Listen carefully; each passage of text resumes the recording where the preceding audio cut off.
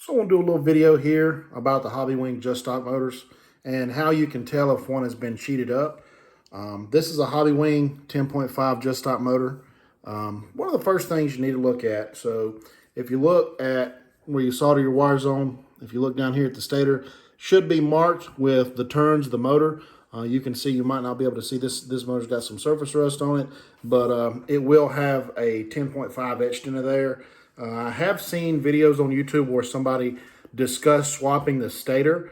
If the 10.5 was either rubbed off or really nasty looking, or somebody maybe smeared some dirt or a marker over it, that would be something to be suspicious of.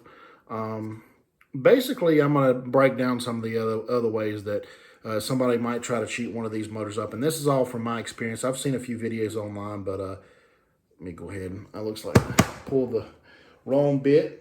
So takes a little Torx bit to open these things up. And there's 3 screws on the front. So all you really have to do is loosen those up. You can pull the front end off, but I don't like to do that. I like to try to keep the front end on the motor. So you just loosen all 3 screws up here.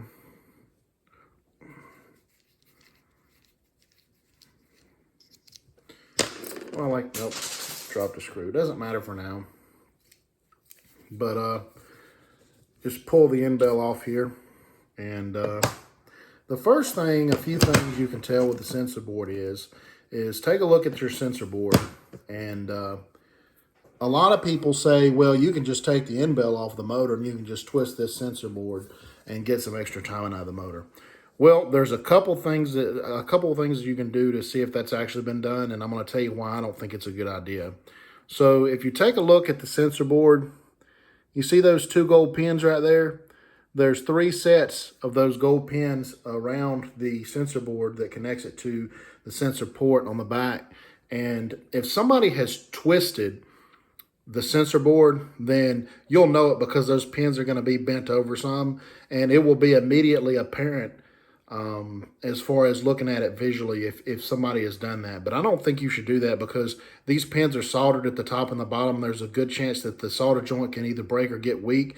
And if you twist it like that, the board is gonna fall down a little bit. It's gonna contract a little bit, and it's gonna pull your sensor boards a little bit further away from your magnets, and it's not gonna do it equally. So it's probably gonna mess up your sensor asymmetry, your hall sensor deviance. If you use a modalizer, it's gonna most likely mess with that. And I would rather have a motor that has really tight hall sensor deviance. I would rather have hall sensors that are closer to each other than I would a little bit extra timing. But that's one way. And another way, the reason that you can't do that is,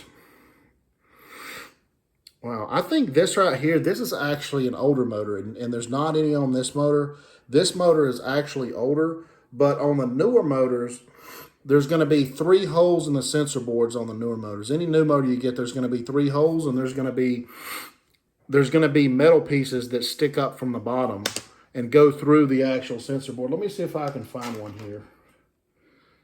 So, no, that one's not it. Okay. So here's a newer style end bell. And if you can see right there, those 3 pieces that are sticking up, those actually go through the holes on the sensor board, and you cannot take it off and twist it like you can. Apparently you used to could, because this one doesn't have that. But this one right here has not been twisted anyway.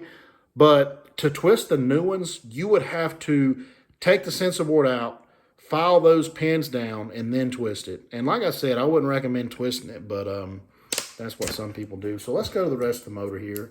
So whenever I work on these motors, somebody's going to say, well, this is not the right way to do it. Well, I like to just push it up on the counter, and I like to take a pair of shock pliers and just grab the end of the rotor here, and I'm going to pull that out. So one thing that you want to look for is this one right here. It looks like it might have came off inside the motor, but there's only one shim on a Hobbywing. There's only one shim inside of a Hobbywing Justock motor, and it's going to be a wave shim on the front of this rotor here. I just stuck to the desk. A lot of times, I'm not going to say a lot of times, but sometimes what will happen is that wave shim will actually fall out It'll fall out. You know, it'll fall out inside the motor. It might hang in the front, but if you have any straight shims, any brass shims, any metal shims that are not a wave shim, any plastic shims, brass shims, then that's not something that came from the motor. Nobody should put the shim on the back because that's going to push the rotor further from the sensor board, and that's going to mess with your Hall sensor. Hall sensor is going to make it worse, but that's where you would know from a sensor perspective if somebody had, you know, been finagling with the motor. One last thing that I've not seen done is, you know, it goes along with the twist. And what you could do is, if you take a look at the back of the motor here, this is a 25.5, but you see how you have some play from side to side here. So what you could do is you could take your screws that go through the case. You could either file those down or sand those down or even mill those down on the shank portion, not the thread. And what that would technically allow you to do would be to rotate the entire back end of the motor and gain timing. If you had a situation of where somebody was taking those motors and they weren't, you know, they were just taking it apart and putting them back together, you would lose any kind of advantage like that whenever it was done that way, because if they sealed the motor correctly, then they're just going to put it together and they're not going to take it and they're not just going to and push it all the way over. But, you know, that's one way that they could do that. You know, you could take the screws here. If you take a look really close, I don't know if you can see it or not, but you could mill that shank down that's between the thread and the bottom of the head of the screw, and that would give you some side-to-side motion on the end belt of the motor, even with the sensor board, without even messing with the sensor board, and you could twist it, and it would be obvious. It would be obvious if somebody had milled those the shank down on that. But you know, that's the only ways that I could think that somebody could make this better. You know, a lot of people, you'll see, you know, obviously if you were taking these motors, you would probably want a magnet. Just to make sure that your hardware, whenever you pulled it out, was actually metal. I don't think that there's any benefit to aluminum or titanium screws. People talk about eddy current and things of that nature. You know, I think that's kind of like the butt dyno. You know, if it makes any difference, it's not going to be much. I feel the same way about ceramic bearings. I've never put ceramic bearings in a Justock motor. It would be really difficult anyway because of how the rear bearing is inserted. There's no way to get to it from the back, but you know, it's one of those things, a butt dyno kind of deal. But I hope you enjoyed this video. Thank you.